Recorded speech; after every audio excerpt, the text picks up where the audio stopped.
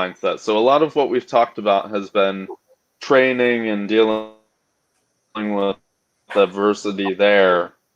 But you are one of the best competitors that I've met, like of people I've lifted with on a regular basis. You execute Aw. on lifts better than anyone that I can think of. And, it's a compliment and you should take it. But I whenever I know. think about people like executing on the platform, uh, you do it as well as anyone as far as like not making stupid mistakes. You may miss a lift here or there on strength, as we all do, but there's something to be said about consistency. So I'm kind of curious what you have in your head, or like what's going on through your mind on game day to keep yourself level and consistent. Well, hi, Wolf. Thank you so much for the compliment. That it warms my heart that you think that of me. I love meet days. They're my favorite, and I think they're everybody's favorite. However, I think I've always been kind of timid and quiet when it comes to meet days, kind of like a sleeper agent or something like that, where I I'm not very aggressive when it comes to my lifts. Like I don't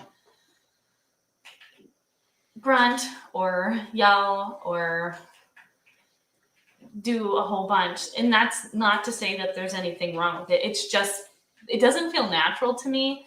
And I know it feels Mhm. natural for some people. You're exerting that energy.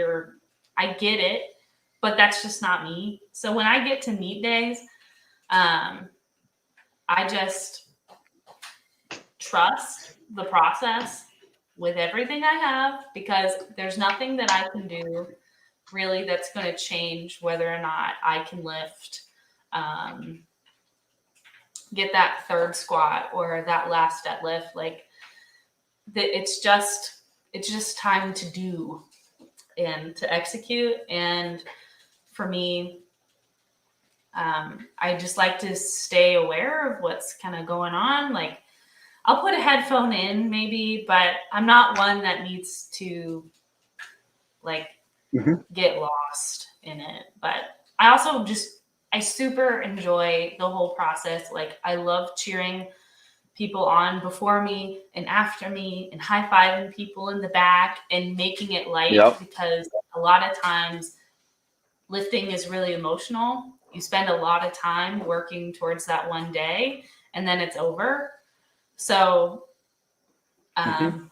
might as well have fun. And I also, part of trusting the process is also trusting what your coaches give you. Um, and that's also something I take into training, that my coach is not going to give me something that I can't handle or something that's unreasonable.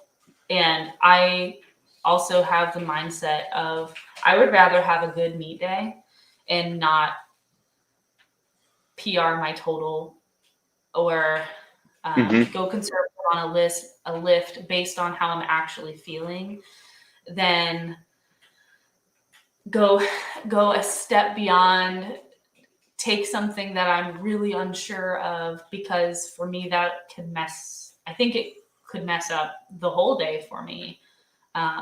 This last meet, I missed my last bench. I hit, I was taking 192.9, which would have been a PR. And I got called for downward Mhm. movement, which is the first time that I've ever um, failed a bench or got, I think, even a single red light. And that's something for me. Like, um, I definitely like playing it safe, and that just makes me more confident because there's always the next meet that I can push it a little more. And so I don't know. Mhm. I just leave a little bit on the table each time, knowing that I'm going to come back and eat it eventually. So Yeah. Yeah, and I like that mindset because sometimes you hear a couple different camps. Some people say to like try and match your PR, go really hard on your second attempt, and then to try and get a little bit more on your third, which to me always felt like you were like setting yourself up to go 6 for 9 almost every time. Just because those thirds are like such question marks if you set it up that way versus the way you're talking about, be more conservative, go 9 for 9, or have the intent to go 9 for 9. Because some people they think of it like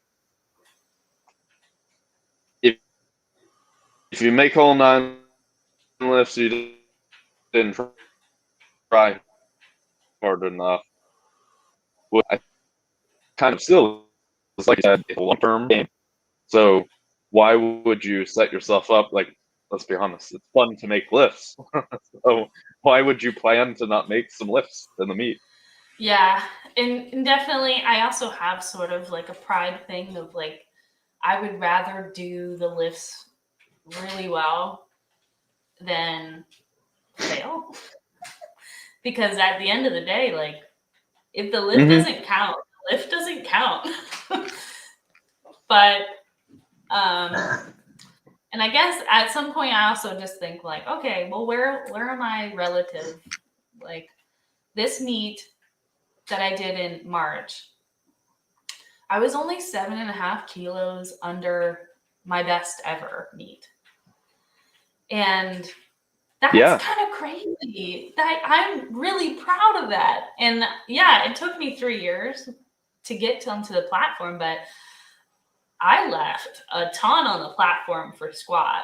And that motivates me. The fact that I Yeah. left something on the platform and that I did it, that fuels my fire of, oh, it's going to be so good when I go back and I actually can feel my potential and I can actually get closer to that potential limit. But I'd also say, like, I'm an emotional lifter. I cry when I make a lift. I cry when I miss a lift. Like, there's just a lot going on. It's a really Yep. exciting day. And so, um, no, I'm excited to get back to the platform again, but I probably won't do that until maybe early next year. Just